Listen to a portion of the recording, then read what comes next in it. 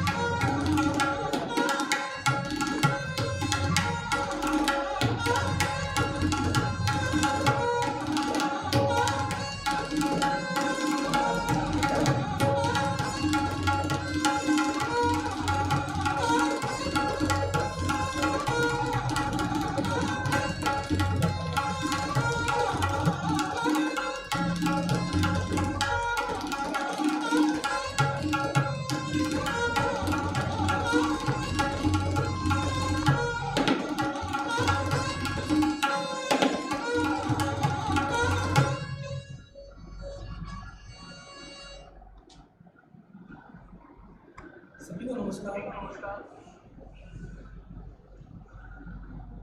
राजा मानसिंह तोमर संगीत एवं कला विश्वविद्यालय ग्वालियर एवं राज्य शिक्षा केंद्र मध्य प्रदेश शासन के एक संयुक्त आयोजन जिसे कला से समृद्ध शिक्षा यह नाम दिया गया है। इस कार्यक्रम के आज के इस अंक में मैं डॉक्टर मनीष करवड़े आप सभी का हार्दिक स्वागत करता हूं, हार्दिक अभिनंदन करता हूं। जैसा कि हमें बताया गया है, इस कार्यक्रम में कक्षा 1 से कक्षा 8 तक के विद्यार्थीगण एवं डीएड, बीएड एवं अन्य समकक्ष उपाधियों को प्राप्त कर रहे सम्मानीय शिक्षकगण इस कार्यक्रम को देखते हैं, इस कार्यक्रम में उपस्थित होते हैं। तो सभी उपस्थित जनों का, विद्यार्थियों का, शिक्षकगणों का एवं अतिथियों का यथा योग्य अभिवादन। सभी को नमस्कार। विद्यार्थियों को, सभी हमारे नन्हे मुन्ने जो कक्षा 8 तक के विद्यार्थी हैं, उन सभी को स्नेह। आज का यह 5वां अंक है, कला से समृद्ध शिक्षा।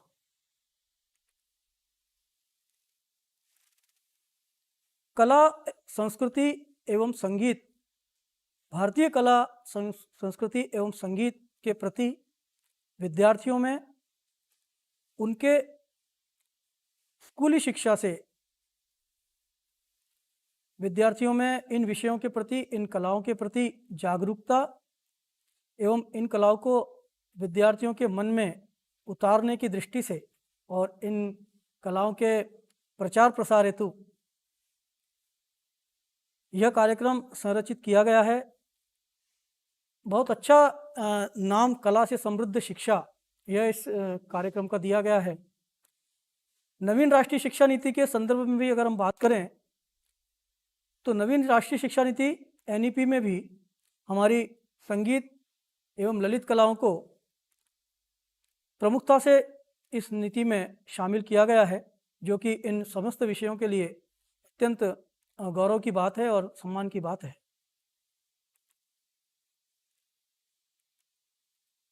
मैं डॉक्टर मनीष करवड़े, राजा मानसिंह तोमर संगीत एवं कला विश्वविद्यालय ग्वालियर में, जहाँ से यह कार्यक्रम प्रसारित हो रहा है, मैं इस विश्वविद्यालय में सहायक प्राध्यापक तबला पद पर कार्यरत हूँ। साथ ही तबला विभाग का प्रभारी विभागाध्यक्ष भी हूँ। सहायक प्राध्यापक होना और विभागाध्यक्ष होना आदि आदि यह व्यावसायिक दृष्टि से है। उसके पहले मैं संगीत विषय का विद्यार्थी हूँ, तबला विषय की साधना कर रहा हूँ, संगीत को और तबला को समझने का प्रयास कर रहा हूँ। ये मेरा एक अल्प सा परिचय है। सभी शिक्षकगण, सभी विद्यार्थीगण, सभी को मैं साथियों संबोधित करूँगा। तो साथियों, आज का ये जो अंक है, इससे पूर्व आप 4 अंक कला से समृद्ध शिक्षा के आप देख चुके हैं, आप अटेंड कर चुके हैं। और पहले 2 एपिसोड्स में, पहले 2 अंकों में हमारे विश्वविद्यालय के नाट्य विभाग के डॉक्टर हिमांशु द्विवेदी जी ने आपको नाट्य की विधा से परिचित कराया। उसके पश्चात डॉक्टर गौरीप्रिया जी, जो कि हमारे विश्वविद्यालय में भरतनाट्यम विभाग की सहायक प्राध्यापिका एवं विभागाध्यक्षा हैं, उन्होंने आपको भरतनाट्यम नृत्य की जानकारी दी। आज जिस विषय की हम बात करेंगे वो संगीत है। संगीत से संबंधित हम वादन विषय की बात करेंगे। वादन के अंतर्गत हम अवनद्य वाद्य की बात करेंगे और अवनद्य वाद्य में प्रमुख रूप से तबला विषय की बात, तबला वाद्य की बात करेंगे। साथियों, संगीत के अंदर वादन में अवनद्य वाद्य और अवनद्य वाद्य में तबला, ये क्रम है। तबला विषय आज के कार्यक्रम का, आज के व्याख्यान का प्रमुख है। तबला वाद्य के बारे में हम प्रारंभिक जानकारी, उसके बनने से लेकर और वर्तमान स्वरूप तक, उसकी वादन पद्धति आदि जैसा समय रहेगा उसके बारे में तो चर्चा करेंगे ही। साथ ही उसके पूर्व हम विभिन्न वाद्यों की भी चर्चा करेंगे। विभिन्न प्रकार के वाद्य हमारे भारतीय संगीत में अनेक वर्षों से प्रचलित हैं, प्रचारित हैं, और संगीत की विभिन्न विधाओं में इन वाद्यों का सफलतम प्रयोग अनेक वर्षों से हो रहा है। तो हम उन समस्त वाद्यों की भी चर्चा करेंगे, तबला वाद्य की भी चर्चा करेंगे। उसके पूर्व हम संगीत के बारे में थोड़ा सा बहुत संक्षिप्त सा बताना चाहेंगे।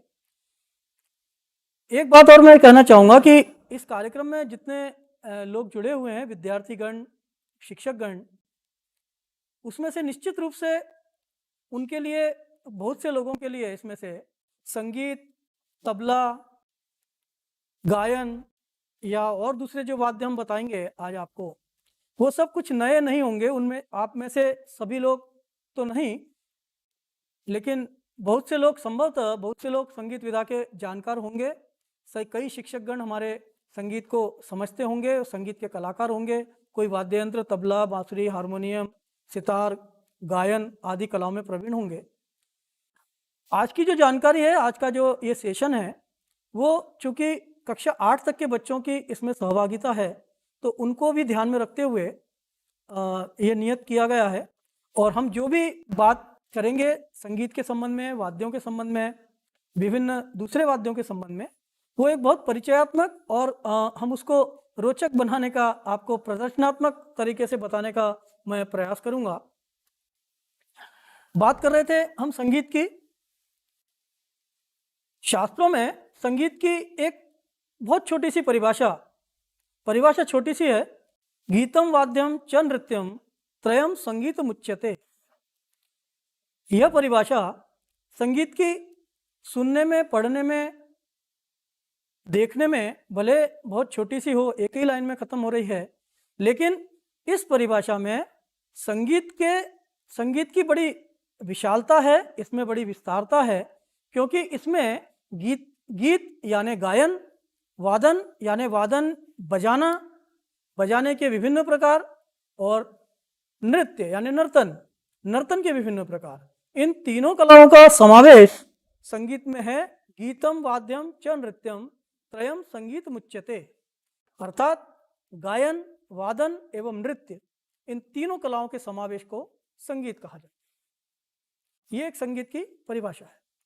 विद्यार्थीगण जितने इस कार्यक्रम को देख रहे हैं, और हमारे प्रशिक्षु, जैसा कि हमें बताया गया है, शिक्षकगण भी, मैं सजेशन दूंगा उनको कि इस सेशन में जो भी चीज़ हम बता रहे हैं उसमें से कुछ ना कुछ पॉइंट्स आपको नोट करने लायक और आपको एक तरह से नोट्स बनाने लायक भी संगीत के संबंध में शायद आपके काम के हों, तो वो भी आप लोग इसको नोट करते चलेंगे तो मुझे लगता है कि वो एक आपके लिए भी उपयोगी होगा। जैसे मैंने अभी संगीत की परिभाषा आपको बताई, गीतम वाद्यम च नृत्यम त्रयम संगीत मुच्यते। गायन, वादन और नृत्य, इन तीनों कलाओं का समावेश संगीत है। अब संगीत की जब बात आती है तो हमें ध्वनि उससे रिलेट करती है। देखिए, गायन हो, वादन हो, वादन में किसी भी तरह का वादन हो, चाहे वो तबला बज रहा है, चाहे वो पखावज बज रहा है, चाहे सारंगी, सितार, हारमोनियम, जो भी वाद्य हैं। गायन किसी भी प्रकार का गायन है, नर्तन किसी भी प्रकार का नर्तन है, उसका संबंध साउंड से है, ध्वनि से है। हम उसके साउंड को सुनकर, ध्वनि को सुनकर उस विधा का आनंद लेते हैं, उस विधा को समझते हैं। सांगीतिक दृष्टि से 5 प्रकार की ध्वनियां बताई गई हैं। Slide please.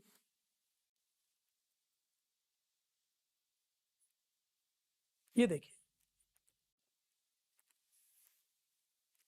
आपके सामने ध्वनि के प्रकार ये सामने आपके हैं। इसमें 5 प्रकार की ध्वनियां यहाँ दिखाई जा रही हैं।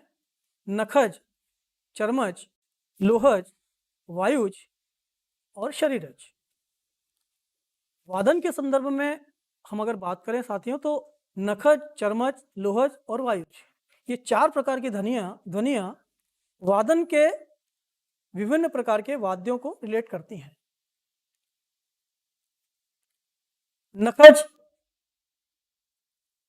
जो नाखून या उंगलियों से उत्पन्न ध्वनि, चर्मज, चर्म यानी चमड़ा, चमड़े से उत्पन्न ध्वनि, लोहज यानी धातु से उत्पन्न ध्वनि, वायुज, वायु यानी हवा, हवा से उत्पन्न ध्वनि, और शरीरज यानी शरीर से उत्पन्न ध्वनि। इन ध्वनियों के आधार पर संगीत के वाद्यों को रिलेट किया गया है।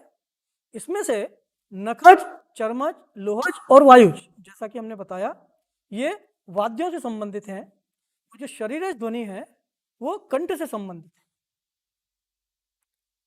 नखज, चर्मज, लोहज और वायुज, इसमें से भी नखज और वायुज जो ध्वनि है वो हमारे स्वर वाद्यों को रिलेट करती है, और चर्मज और लोहज ध्वनि जो है हमारे ताल वाद्यों को रिलेट करती है।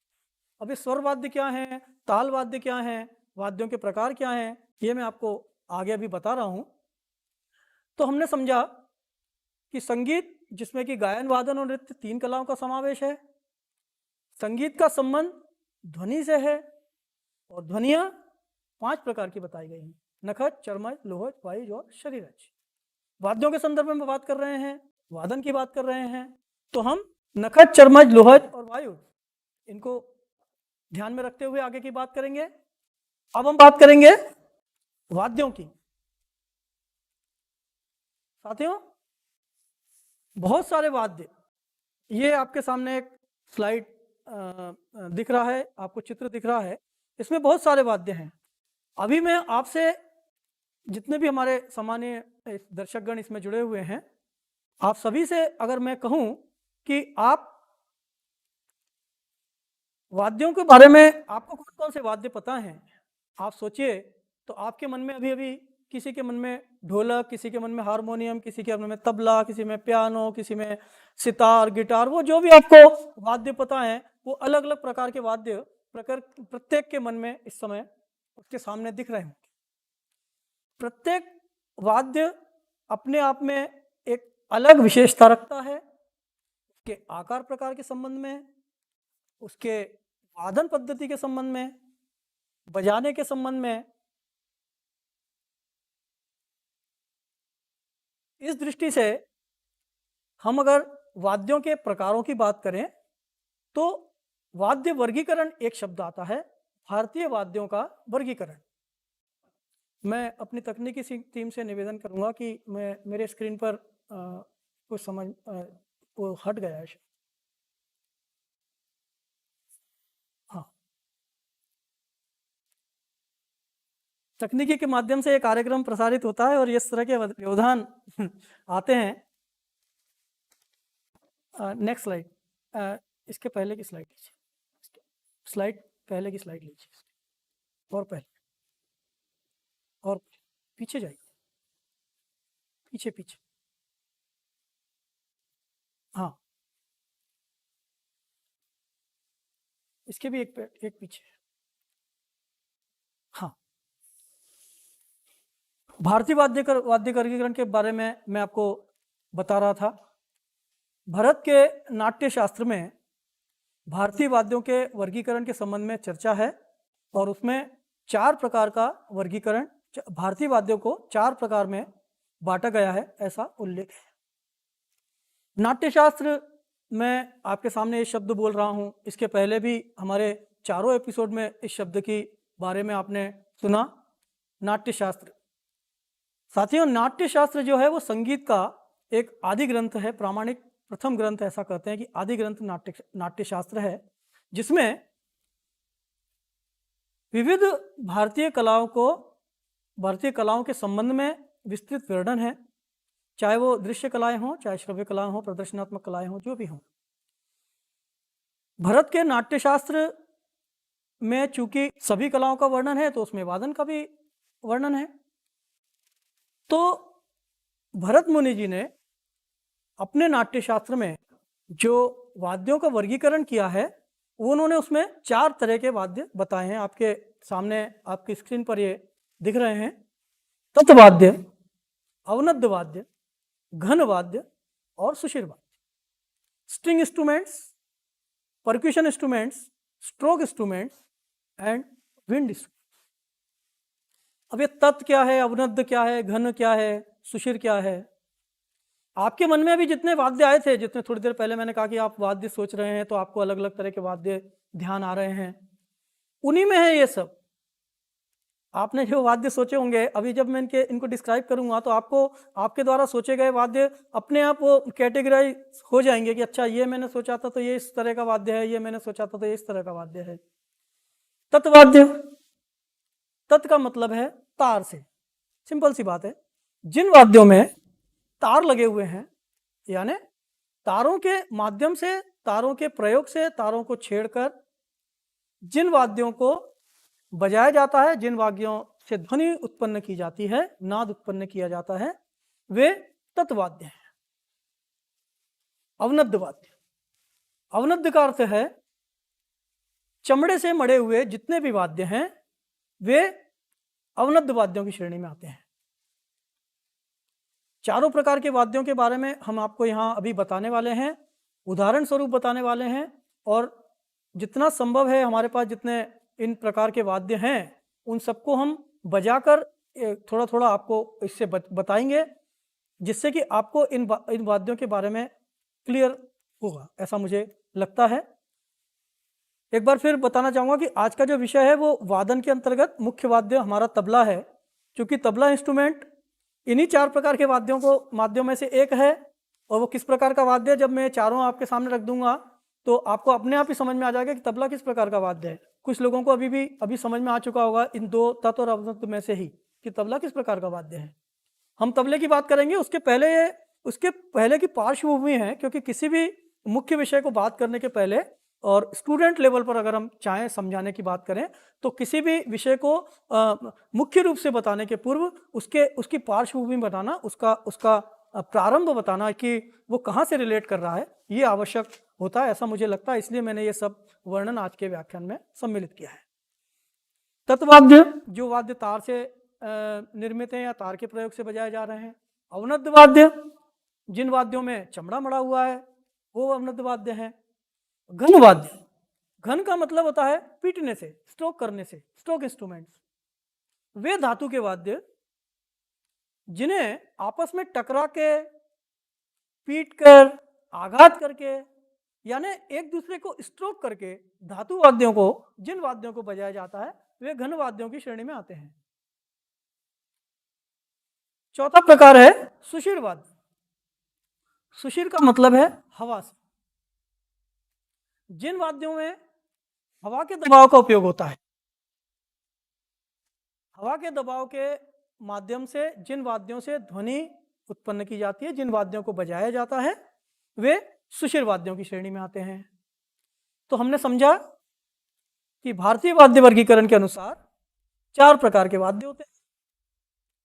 तत्वाद्य जो तार से बने हैं, अवनद्य वाद्य जिन पर चमड़ा लगा हुआ है, घन वाद्य जिन्हें पीटकर या किसी स्ट्रोक से, किसी आघात से बजाया जा रहा है, और सुषिर वाद्य जो हवा के दबाव से बजाए जा रहे हैं। ये 4 प्रकार के वाद्य हमारे सामने हैं और इन्हीं 4 प्रकारों के वाद्यों का प्रयोग हमारे संपूर्ण संगीत में होता है। नेक्स्ट, इस चित्र में आपको चारों प्रकार के वाद्य दिख रहे हैं। इसमें तत् भी है, इसमें अवनद्य भी है, इसमें घन भी है और इसमें सुषिर भी है। सभी लोग आपने ध्यान से चारों वाद्यों के बारे में किस किस तरह के किसको क्या बोलते हैं और क्यों बोलते हैं, तत् को तत् और अवनद्य को अवनद्य, घन को घन और सुषिर को सुषिर। तो इसमें से आपके स्क्रीन पर दिख रहे हैं तो आप इंडिकेट कर पा रहे होंगे कि अच्छा ये तत्वाद्य है, ये अवनद्य है, ये घन है और ये सुषिर है। फिर भी मैं आपको बताता हूँ, जैसे हारमोनियम आप देख रहे हैं, ये सुषिर वाद्य है क्योंकि इसको हवा के दबाव से बजाया जाता है। तबला देख रहे हैं, नीचे ढोलक आपको दिख रहा है, डमरू दिख रहा है, ये अवनद्य वाद्य हैं, इनके ऊपर चमड़ा लगा हुआ है। ये जो तानपुरा देख रहे हैं और नीचे सितार देख रहे हैं, वीणा देख रहे हैं, वायलिन देख रहे हैं, तत्वाद्य हैं। घन वाद्यों के लिए यहाँ चिपली रखी हुई है, दिख रही है, वो घन वाद्यों में है, और बीन दिख रहा है, वो सुषिर वाद्य। ये 4 प्रकार के वाद्य। Next slide please. अब हम तत्वाद्यों की, सबसे पहले तत्वाद्यों की बात करेंगे। तत्वाद्य में सितार, वीणा, तानपुरा, एकतारा, नेक्स्ट, सरोद, संतूर, वायलिन, सारंगी, ये प्रमुख वाद्य हैं जो तत्वाद्यों की श्रेणी में आते हैं। इसमें तत्वाद्यों के बजाने में भी और तत्वाद्यों के प्रकारों में भी अगर अपन देखें तो दो तरह से तत्वाद्यों को दो प्रकार के वाद्य होते हैं जिनको बजाने की दृष्टि से अगर हम सोचें। जैसे इस चित्र में आपको दिख रहा है एकतारा, तानपुरा और स्वरमंडल। एकतारा ये हमारे भारतीय लोकवाद्य की श्रेणी में आता है। जैसा कि एकतारा नाम ही है इसका, एकतारा तो एक तार का है, और काफी समय बाद आपने इनको लोक संगीत में और लोकवाद्य वादकों के हाथ में इस एक तारे का प्रयोग देखा होगा। बहुत से कीर्तनकार लोग भी इसका उपयोग अपने कीर्तन के समय, संगीतमय कीर्तन जो होता है, नारदीय कीर्तन, उसमें भी काफी कीर्तनकार इस एक तारा का प्रयोग करते हैं। दूसरा वाद्य आपको दिख रहा है तानपुरा।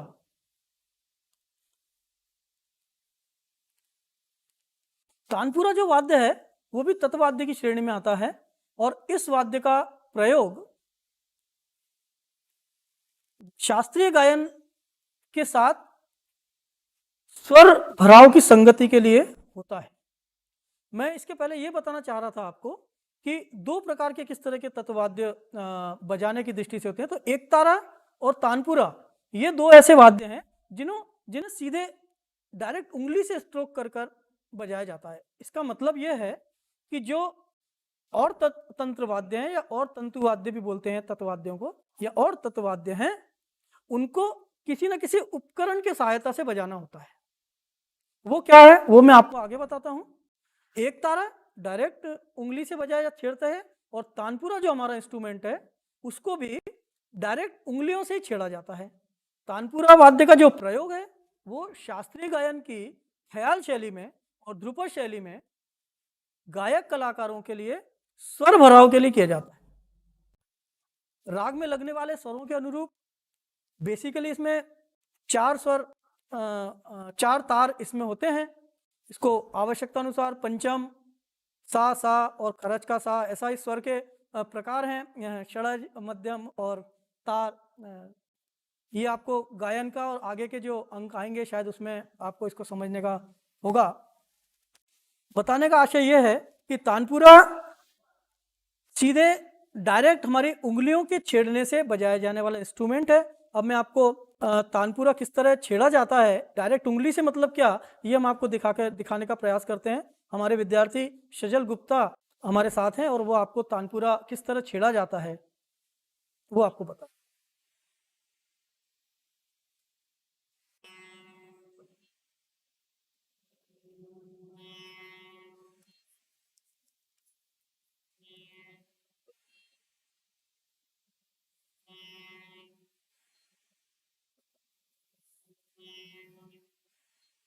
ठीक, ये तानपुरा बजाकर दिखाने का सिर्फ आशय ये है कि आपको उंगलियों के चलन और इसको तानपुरे को किस प्रकार छेड़ा जाता है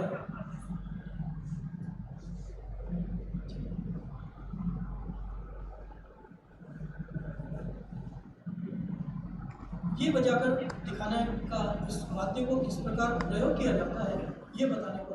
आपने अगर ध्यान से होगा एक बार, और सजल एक बार बैठिए, केवल बैठिए, इसका पोस्चर देखिए कि जब तानपुरा बजाने के लिए बैठा जाता है तो जो पारंपरिक जो पद्धति है तानपुरा को रखने की, और जब गायक कलाकार के पीछे जब बैठते हैं तानपुरा लेकर तो किस पोस्चर में बैठते हैं। आप देखिए कि ये आइडियल पोस्चर, सजल थोड़ा पीछे लीजिए, नहीं आप पीछे लीजिए,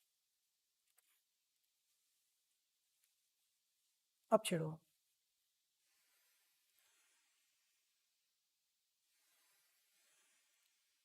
ठीक, बीच की उंगली से प्रथम तार जो कि मध्यम या पंचम में मिला हुआ होता है, फिर तर्जनी उंगली से फर्स्ट फिंगर से बीच के दो तार जो सा में मिले होते हैं, और फिर उसी उंगली से आखिरी तार जो कि खरज में मिला होता है। इस तरह इसको क्रमबद्ध तरीके से एक लय में बजाते रहते हैं, जिससे एक स्वर, कांस्टेंट स्वर हमें हमारे गायक कलाकारों को मिलता रहता है और वो अपनी प्रस्तुति करते हैं। ये तानपुरे की बात। Slide please. स्वर मंडल, ये भी शास्त्रीय गायन के ख्याल गायन पद्धति के साथ प्रयोग किया जाने वाला वाद्य है। तानपुरे की तरह इसमें से भी स्वर की निर्मिति है, और लेकिन तानपुरा और स्वरमंडल में फर्क यह है कि तानपुरे से एक कांस्टेंट स्वर निकलता है, पिच निकलता है, एक बेसिक स्वर, बेस स्वर निकलता है, जबकि स्वरमंडल से गायक कलाकार द्वारा गाए जाने वाले राग, प्रस्तुत किए जा रहे राग में, उस राग में लगने वाले स्वरों में इस स्वरमंडल को, वाद्य को मिलाया जाता है, और ये स्वरमंडल वाद्य मुख्य गायक स्वयं प्ले करते हैं। अभी हमने तानपुरा देखा था, ये एक सहायक होते हैं जो पीछे बैठकर तानपुरा प्ले करते हैं, लेकिन स्वरमंडल जो है वो मुख्य गायक अपने साथ, अपने पास रखते हैं और उसको अपने हाथों से झंकृत करते हैं तारों को उसके, और ये तार जो हैं वो उस पर्टिकुलर राग में जिस राग की प्रस्तुति हो रही है उसमें वो मिले हुए होता है, तो स्वरमंडल उस राग में मिला हुआ होता है। इसको इस तरह समझा जाए, और इसको उंगली से डायरेक्ट या फिर नाखून से, थोड़ा सा नाखून बड़ा हुआ होता है उससे,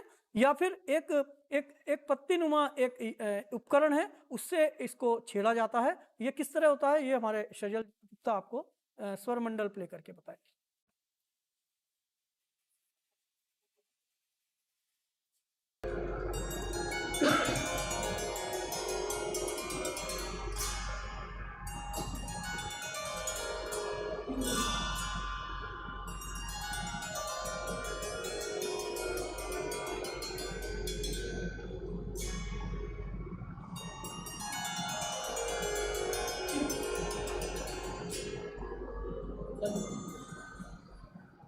नेक्स्ट स्लाइड प्लीज। नेक्स्ट। हाँ, अब जो इंस्ट्रूमेंट हैं वीणा, सितार, संतूर, सरोद, वायलिन और सारंगी।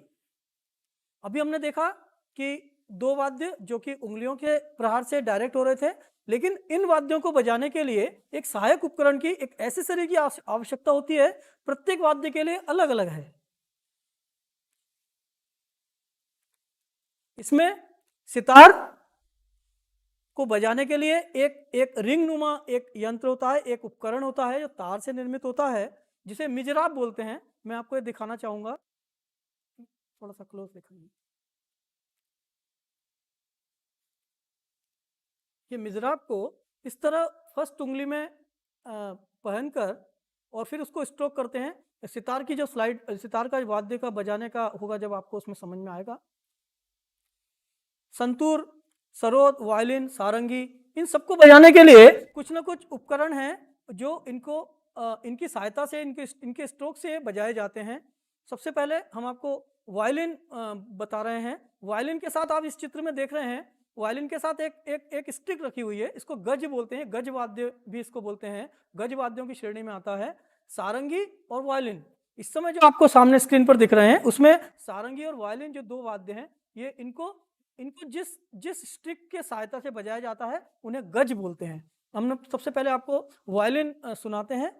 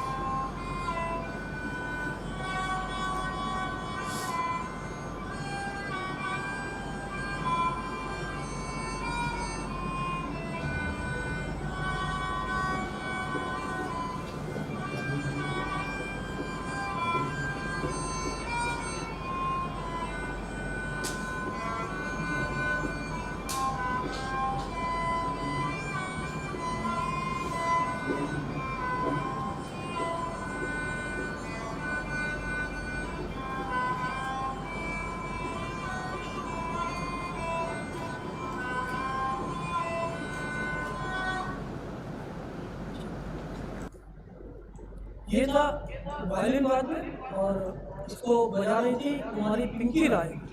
ये बच्ची हमारे विश्वविद्यालय से संबद्ध शासकीय माधव संगीत महाविद्यालय ग्वालियर की डॉक्टर अंकुर दारकर जी की छात्रा हैं और वायलिन सीख रही हैं। हमने ये जो स्लाइड्स और आपके सामने वाद्यों को बजाने का जो प्रदर्शनात्मक स्वरूप प्रस्तुत करने का प्रयास किया है, इसमें हमने अधिकतर वाद्यों को बच्चों द्वारा बजाकर दिखाने का इस दृष्टि से प्रयास किया है क्योंकि इस कार्यक्रम को छोटे बच्चे भी देख रहे हैं और उनको उनके हमउम्र साथियों द्वारा ये वाद्य बजाया जाना देखना उनके लिए प्रेरणादायक होगा। ये मेरा विचार था, इसलिए मैंने छोटे छोटे बच्चों से जहाँ तक संभव हुआ वो ये वाद्यों का प्रदर्शन कराया जाना चाहता हूँ। Next slide. सीता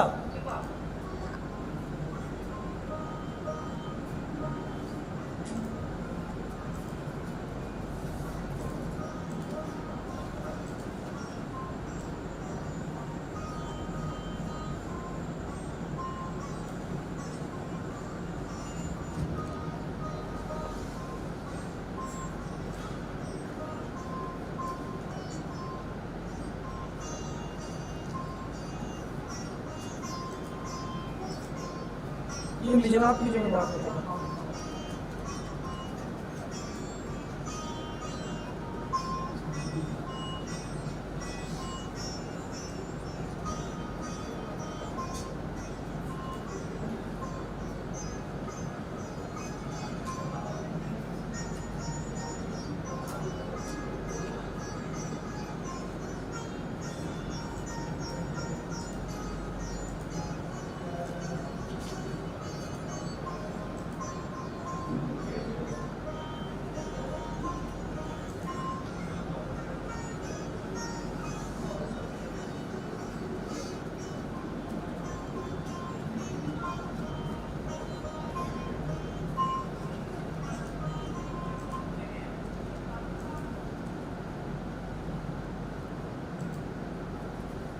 इसके बाद सरोद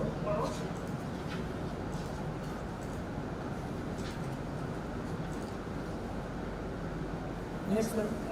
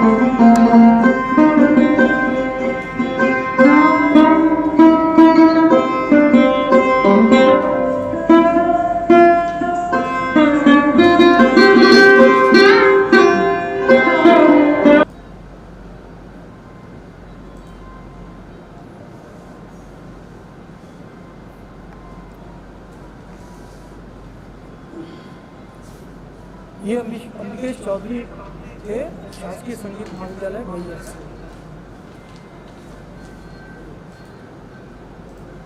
संतूर की मैं डॉक्टर अनंत पुरंदरे वादन के लिए आपको संतूर पर, जो कि एक तत्वाद्य है, सारेगामापधनिसा स्वर कैसे निकलते हैं वो बतलाऊंगा, एवं तत्पश्चात ओम जय जगदीश हरे आरती बजा के बतलाऊंगा।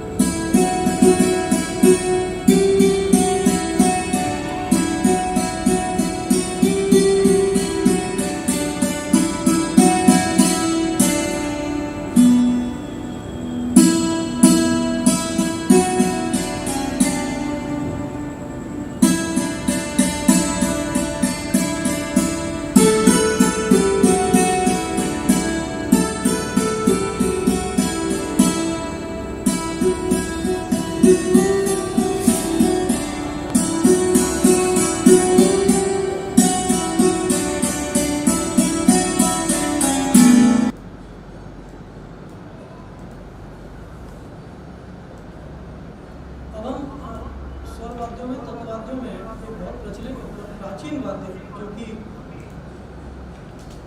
दुर्लभ वाद्यों की श्रेणी में आता है, सारंगी। इसको बजाना बड़ा कठिन है और इसको हमारे आयन भाई आपको बजाकर दिखाने वाले हैं। सारंगी इंस्ट्रूमेंट, इसको भी गज से बजाया।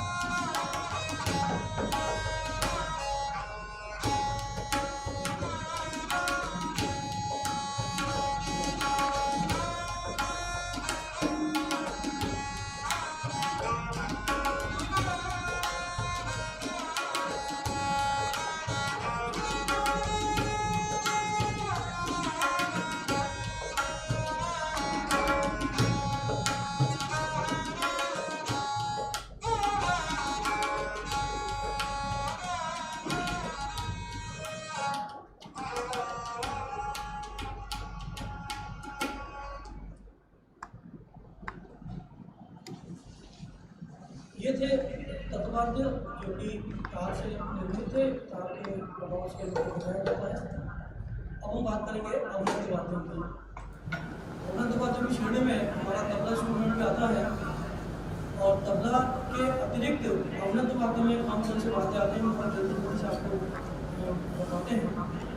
आपकी स्क्रीन पर दिख रहे हैं ये सभी वाद्य जिनमें छोड़ा हुआ है। मृदंगम, पखावज, तबला, ढोलक, हार,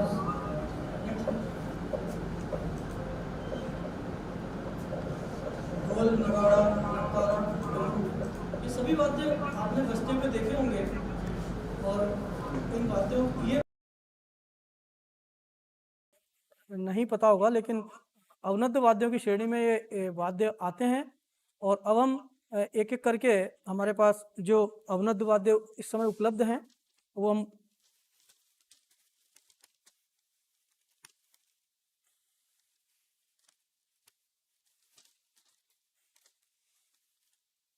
पखावज के लिए मैं हमारे विश्वविद्यालय के पखावज संगत कलाकार श्री जयवंत गायकवाड़ जी को बुला रहा हूँ। वे आपको पखावज की पखावज वाद्य दिखाएंगे और वो किस प्रकार से बजाया जाता है, उसमें क्या खूबी है, ये मैं आपको बता रहा हूँ। और ये जयवंत जी इसको आपको प्रदर्शन करके दिखाएंगे। पखावज वाद्य आप देखिए अवनद्य वाद्यों की श्रेणी का वाद्य है, और चूंकि इसमें चमड़ा मड़ा हुआ है, जैसा कि बताया गया कि जिन वाद्यों पर चमड़ा मड़ा है वे अवनद्य परक्यूशन में आते हैं।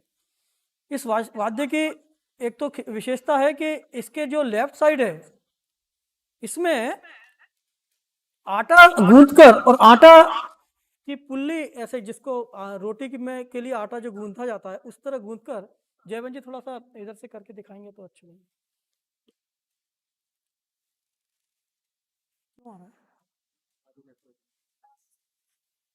ये आटे का प्रयोग इसके बाएं भाग में किया जाता है।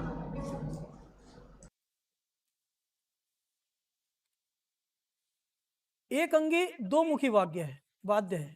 इसका मतलब एक ही बॉडी है और दो इसके मुंह हैं, एक लेफ्ट एक राइट। तो अब जयवंत जी इसको आपको थोड़ा सा बजाकर बताएंगे।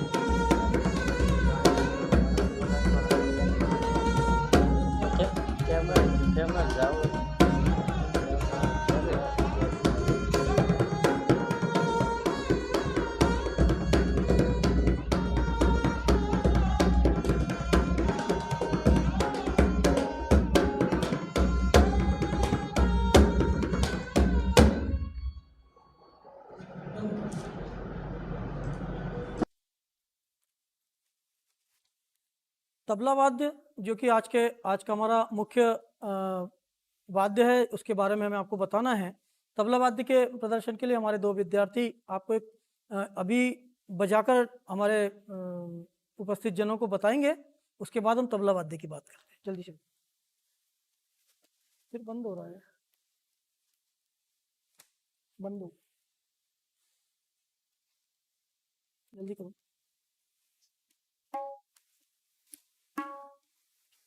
शुरू करो।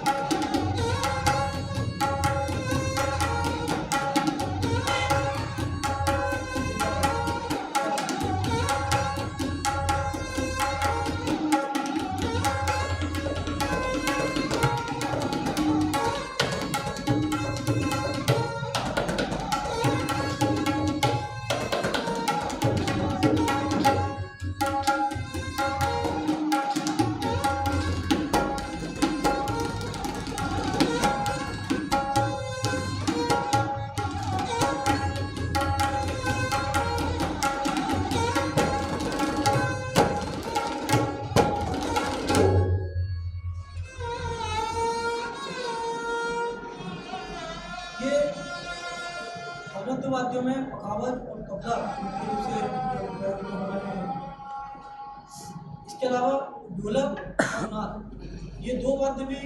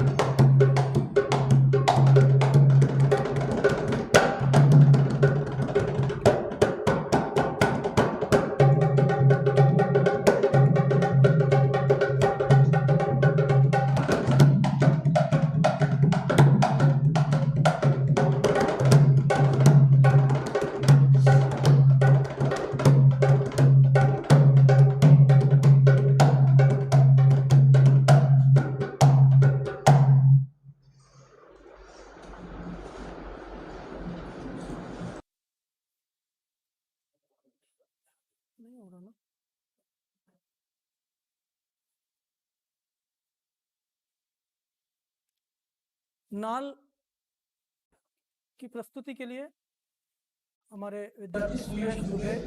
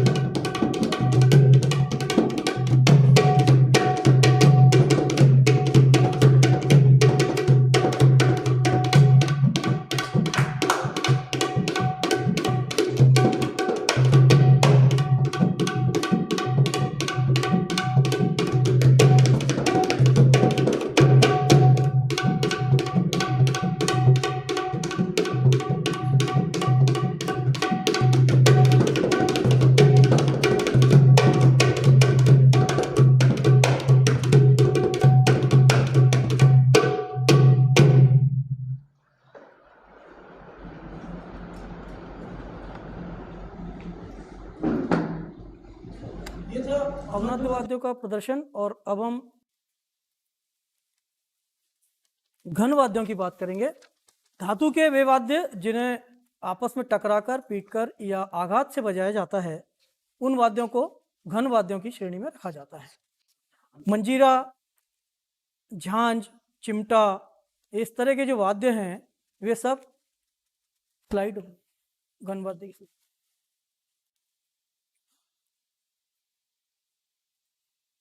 मंजीरा,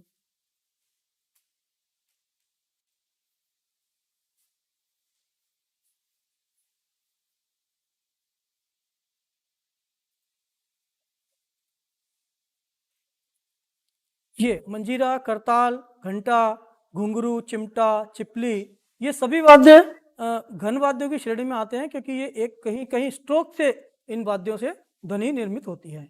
मंजीरा के लिए सुयश, अच्छा ठीक है।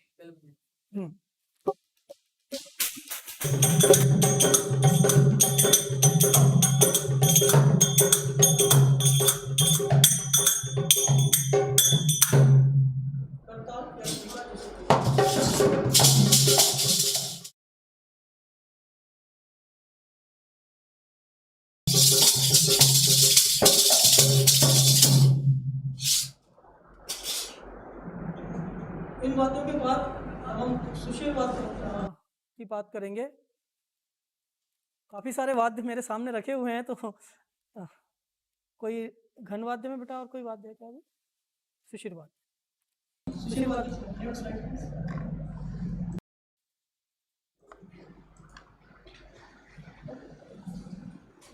इंस्ट्रूमेंट्स, इन वाद्यों को हवा के दबाव से, हवा के प्रयोग से बजाया जाता है। इसमें शहनाई, फ्लूट, बांसुरी, तुरई, बीन, शंख, हारमोनियम, ये इस तरह के वाद्य हैं जिन्हें हवा के माध्यम से बजाया जाता है। तो हम सबसे पहले शंख ध्वनि करके आपको बताते हैं कि ये किस प्रकार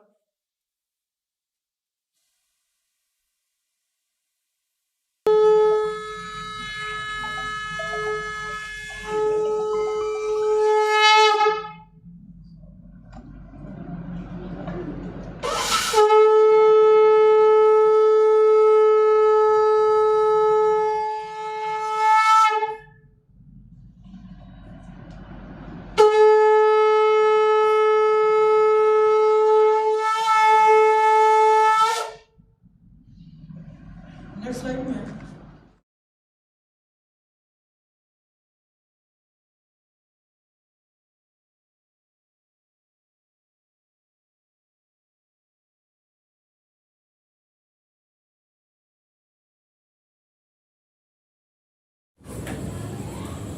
नमस्कार, मैं नवनीत पुरंदरे आपको बांसुरी वाद्य पर सारे गामा जो बेसिक होता है संगीत का वो बजाकर दिखाऊंगा और नरसिंह मेहता जी द्वारा रचित भजन वैष्णव जन तो जो तेने कहिए थे।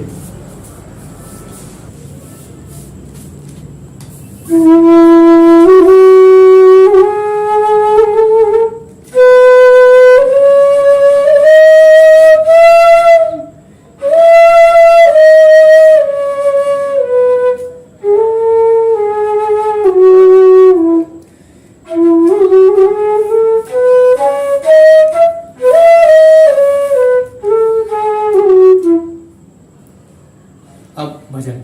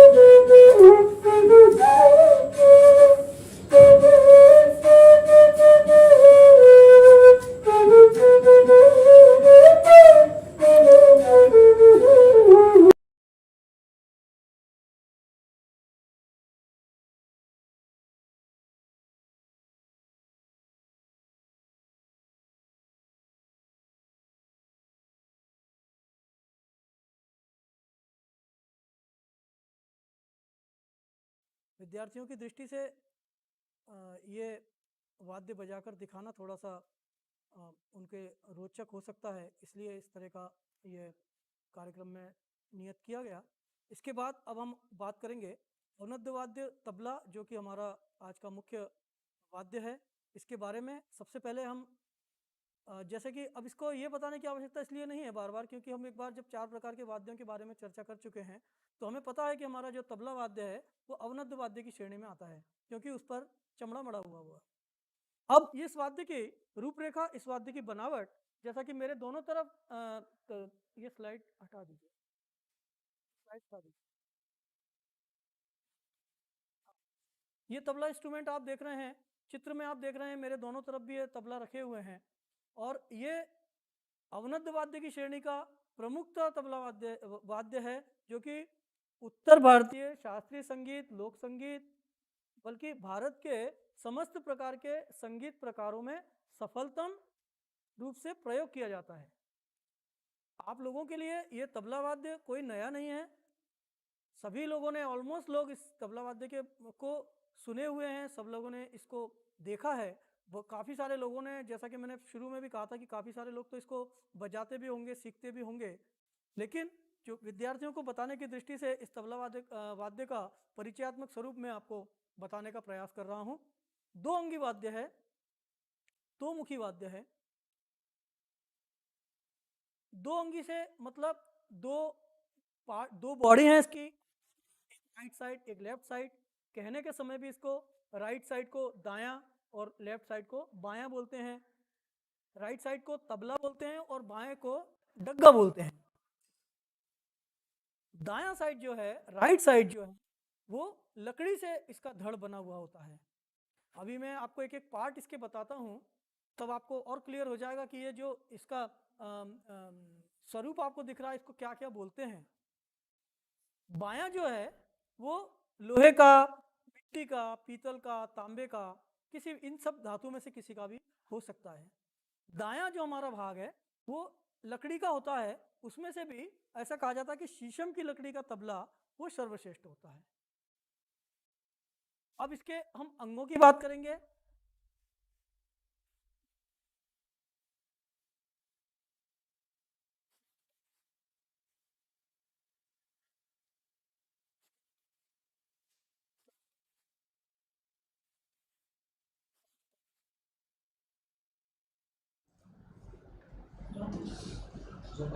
ये तबला इंस्ट्रूमेंट, इसमें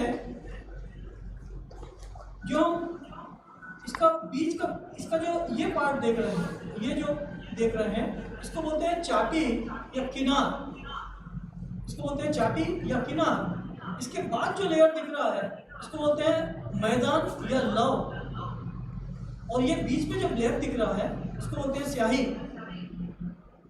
तो ये इन तीनों पार्ट्स में अपने अपनी जगह पर ढोल बजाए जाते हैं और उसके आधार पर इसमें से साउंड होता है, साउंड निकलता है। चाटी, मैदान या लौ और स्याही। उसके बाद जो इसका ये जो पार्ट गोल देख रहे हैं चारों तरफ, ये इसका गजरा है। ये चमड़े से मड़ा हुआ गुथा हुआ है और गजरे की तरह होता है, फूलों का जो गजरा होता है उस तरह से गुथा हुआ होता है संभवतः, इसलिए उसको गजरा कहा जाने लगा होगा। गजरे के बाद ये जो है स्ट्रिप्स, ये बद्दी, इसको बोलते हैं बद्दी, ये भी चमड़े की ही है। इसके साथ ये जो लगे हुए हैं लकड़ी के, ये गट्टे हैं। अंदर जो आपको ये धड़ दिख रहा है, इसको ये बॉडी दिख रही है, इसको बोलते हैं धड़। तो इस प्रकार तबले के जो अंग हुए, दाएं के जो अंग हुए, जो पार्ट्स हुए, वो चाटी, लौ या मैदान, स्याही, गजरा, बद्दी, गट्टे और धड़। इसी तरह बाएं में स्याही, मैदान और चाटी, इसी बनावट इसकी इसी तरह से है।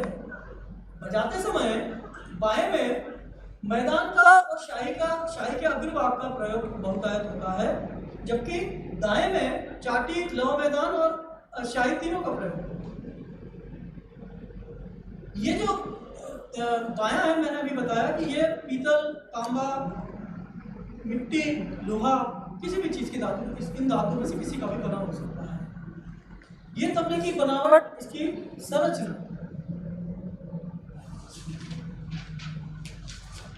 संगीत में तबले का महत्व या संगीत में तबला किस तरह अस्तित्व में है, क्योंकि हमारा आज का विषय तबला वाद्य है और हम ये बोलते हैं कि शास्त्रीय संगीत, लोक संगीत, उपशास्त्रीय संगीत, भक्ति संगीत, फिल्म संगीत, जितने प्रकार के संगीत है, वाद्य संगीत, डांस के प्रकार, उनमें सभी प्रकारों में तबला वाद्य संगति के रूप में सफलतम प्रयोग होता है। जितना ज्यादा प्रयोग तबला वाद्य का संगति के लिए होता है, उतना और किसी भी इंस्ट्रूमेंट का नहीं होता है, ये सर्वमान्य है। अब इतना प्रमुख वाद्य संगीत का, अब इसके पीछे की जो कहानी, इसके पीछे का ये तबला कहाँ से आया होगा, ये तबले का तबला ही क्यों कहा गया होगा, या तबला किस प्रकार से हमारे संगीत में इसने अपना स्थान बनाया होगा, इन सब के पीछे की कुछ बातें हैं जो मैं आपके साथ अब यहाँ शेयर कर रहा हूँ। सबसे पहली बात है कि तबला का जन्म कैसे हुआ और तबला किस प्रकार आया, इसके संबंध में कोई भी एक मान्यता नहीं है। इसके संबंध में विविध प्रकार की किंवदंतियां प्रचलित हैं। विविध प्रकार की किंवदंतियों में इसका आशय यह है कि अलग अलग लोगों के अलग अलग मत हैं, अलग अलग विचार हैं। वो अपने अपने विचारों से प्रतिपादित करते हैं कि तबला इस तरह आया होगा, संगीत में इतने वर्षों पुराना होगा, तबला इसने बना दिया होगा। वो क्या है, कुछ लोगों का कहना है कि भरत काल के समय, जो कि मैंने भरत नाट्यशास्त्र की बात की, उस समय उनके भरत के नाट्यशास्त्र में त्रिपुष्कर वाद्य का वर्णन, त्रिपुष्कर 3 वाद्य जिनके के नाम आंकिक, ऊर्ध्वक और आलिंग। इस प्रकार ये 3 पार्ट्स का कोई एक वाद्य, जिसमें कि आंकिक जो है वो ऐसा आड़े में और ऊर्ध्वक और आलिंग जो है वो खड़े में। तो ये जो मान्यता वाले लोग हैं, जो इसको मानते हैं, वो कहते हैं कि त्रिपुष्कर वाद्य में से जो उसका खड़े वाद्य हैं, ऊर्ध्वक और आलिंग, उसके आधार पर तबला वाद्य अस्तित्व में है, उसके आधार पर तबला वाद्य बना है। और जो उसका आंकिक पार्ट है, जो उसका आड़ा पार्ट है, उसके आधार पर पखावज, मृदंग और पखावज, ऐसा उनका मानना है। कई लोग बोलते हैं कि प्राचीन गुफाओं में, प्राचीन खुदाइयों में कुछ इस तरह के भित्ति चित्र और इस तरह की मूर्तियां मिली, जिनसे साबित होता है कि तबला वाद्य उन मूर्तियों के आधार पर तबला वाद्य की संरचना हुई होगी। कोई कहते हैं कि जैसे अभी हमने ये पखावज वाद्य बजाकर दिखाया था जयवंत गायकवाड़ जी ने, कुछ लोगों का मानना है कि पखावज वाद्य के दो भाग कर दिए गए और वो फिर तबला बन गया। क्यों? क्योंकि एक भाग उसका छोटा है और लेफ्ट वाला भाग जो पखावज का भी कंपैरेटिवली बड़ा है। तो ये इस मान्यता के लोगों का कहना है कि पखावज के दो भाग करके और वो तबला बन गया। कुछ कहते हैं कि पंजाब में दुक्कड़ नामक का एक लोकवाद्य है जो कि तबले की समाकृति है। दुक्कड़ के समान, जो दुक्कड़ जिस तरह से वाद्य है दो पार्ट का, उसी तरह ये तबला है। इस लोकवाद्यों के आधार पर तबला आया। इसके पीछे एक और वाद्य का नाम लिया जाता है कि महाराष्ट्र में संबल नामक एक वाद्य संगीत में प्रयोग होता है, वो भी तबले के समरूप, तबला उसके समरूप है ऐसा माना जाता है। तो तबले के जन्म के बारे में, तबला कैसे आया, इसके बारे में विविध प्रकार की बातें हैं और सर्वमान्य रूप से कोई भी एक ऑथेंटिक ऐसा भी तक नहीं कहा गया कि इसी वजह से ये तबले के कारण है कि ये तबला है और ये तबला यहाँ से आया होगा।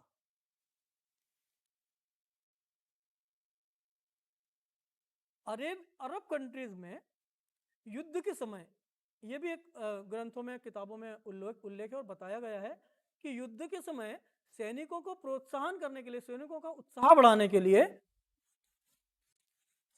पर एक दो मुखी वाद्य बजाया जाता था, तबल जंग कहते थे।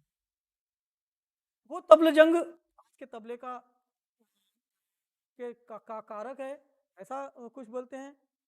उसके बाद अब तबला नामकरण की अगर बात करें कि तबला नाम कहाँ से आया, इसमें भी विविध प्रकार की बातें हैं। फारसी शब्द तबल शब्द है के आधार पर तबला कहा जाने लगा, ये कह रहे हैं। जैसा कि बताया गया कि पखावज के दो भाग करके तबला बजाया, तो उनका कहना है कि पखावज के दो भाग करने पर भी दो भाग किए तब भी बोला, इसलिए तबला, तब भी बोला तबला हो गया। ये तबला के नामकरण के संबंध में बात है। तबला वाद्य की प्रयोग की बात करें तो शास्त्रीय संगीत में तबला वाद्य का प्रयोग का प्रारंभ इसके बारे में कहा जाता है कि ध्रुपद गायन के पश्चात जब ख्याल गायन शैली का प्रचार प्रसार हुआ, तो ख्याल गायन शैली में प्रस्तुति के आधार पर भिन्नता इस आशय से कि ध्रुपद गायन की जो प्रकृति है प्रस्तुतिकरण की, वो धीर गंभीर है और गायन की थोड़ी सॉफ्ट है। और उस समय जब ख्याल गायन का प्रचार प्रारंभ हुआ, तो अगर पखावज उस समय ध्रुपद गायन के साथ संगति के लिए बजाया जाता था, अभी भी बजाया जाता है, तो जब ख्याल गायन के साथ पखावज की अगर संगति हुई तो वो मैच नहीं किया। ऐसा मतलब ख्याल गायन की जो शैली है, ख्याल गायन का जो प्रकृति है, ख्याल गायन का जो नेचर है प्रस्तुतिकरण का, उसके समरूप कोई सहायक वाद्य की आवश्यकता महसूस हुई और तबला वाद्य का प्रयोग तब से ख्याल गायन की संगति के लिए, उसके बाद सितार वादन और अन्य वाद्यों की संगति के लिए किया जाने लगा। तो हमारा जो तबला वाद्य है, इसके संदर्भ में, इसके जन्म के, इसके प्रचलन में आने के संबंध में अनेक प्रकार की बातें, अनेक प्रकार की किंवदंतियाँ प्रचलित हैं। तो आज के इस कार्यक्रम में हमने आपको हमारा मुख्य वाद्य जो तबला है उसके संरचना, उसके जन्म के बारे में जो भी मुख्य बातें हैं, बहुत ज़्यादा डीपली बताने का चूँकि समय की पाबंदी है और हमारे जो स्टूडेंट्स इस कार्यक्रम को जुड़े हुए हैं, तो उनको समझाने की दृष्टि से जितना महत्वपूर्ण और जितना सहज तरीके से हो सकता होगा, ये मैंने प्रयास किया। आगे के अंक में, आगे के कार्यक्रम में हम इसके तबला वादन के वादन विधि की और इसके आगे की बात की, तबला किस तरह, इसकी बैठक पद्धति क्या है, इसके वादन को करते समय हाथ का रखरखाव किस तरह होना चाहिए और तबला वाद्य को किस तरह रखकर बजाना चाहिए, तबला वाद्य के कितने प्रकार के प्रयोग हैं, आदि अनेक बातें हैं तबला वाद्य के संबंध में जानने की। तो हम अगले अंक में इसमें प्रयास करेंगे कि इन सब बातों को समाहित करें। आज का यह अंक हमारा वाद्यों पर केंद्रित था और वाद्यों में मुख्य रूप से तबला था। हालांकि तबले पर आते आते हम थोड़ा, मुझे लगता है थोड़ा लेट आए, लेकिन उसके पीछे के वाद्य और वाद्य वर्गीकरण के आधार पर वाद्यों की संरचना और उनके बजाने की पद्धति, और उन वाद्यों, जो जितने वाद्य आप लोग देखते हैं, सुनते हैं और आप जानते हैं, वो किस श्रेणी में आते हैं, ये बताने की दृष्टि से हमने वाद्य वर्गीकरण का उल्लेख किया और संगीत की परिभाषा से हमने इस कार्यक्रम को प्रारंभ किया। और उसके बाद हमने तबला की बात की। आगे के अंक में अगले गुरुवार को जब हम एक बार फिर तबला वाद्य के लिए यहाँ उपस्थित होंगे, उस समय हम तबले की वादन विधि की बात करेंगे। तबले पर बजाए जाने वाले बोल का निकास और उसके आधार पर रचनाएं किस तरह बनाकर और हम बजाते हैं, इन सब बातों को हम अगले अंक में शेयर करेंगे आपके साथ। और आज के इस कार्यक्रम में उपस्थित होने के लिए आप सभी ने आज इस कार्यक्रम को इतने स्नेह से, इतने प्यार से सुना, देखा। हमारे बच्चों ने भी, हमारे जितने भी कक्षा 8 तक के बच्चे, जैसा कि बताया गया, इसमें जुड़े हुए हैं, इस कार्यक्रम को देख रहे हैं या इसके बाद भी इस कार्यक्रम को देखेंगे, उन सभी जनों का, उपस्थित जनों का मैं डॉक्टर मनीष करवड़े हृदय से धन्यवाद करता हूं। और आगामी सप्ताह गुरुवार को आपको एक बार फिर आमंत्रित करता हूं कि आप अवनद्य वाद्य तबला के बारे में, इसके आगे की जानकारी प्राप्त करने के लिए और इसके बारे में जानने के लिए ज़रूर उपस्थित होंगे, ऐसी मुझे पूरी उम्मीद है। तो आज के लिए मैं समझता हूँ कि काफ़ी हुआ है, और अगले हफ्ते एक बार हम फिर से मिलेंगे इस उम्मीद के साथ। मैं आप सभी को नमस्कार करता हूँ। जय हिंद, नमस्कार।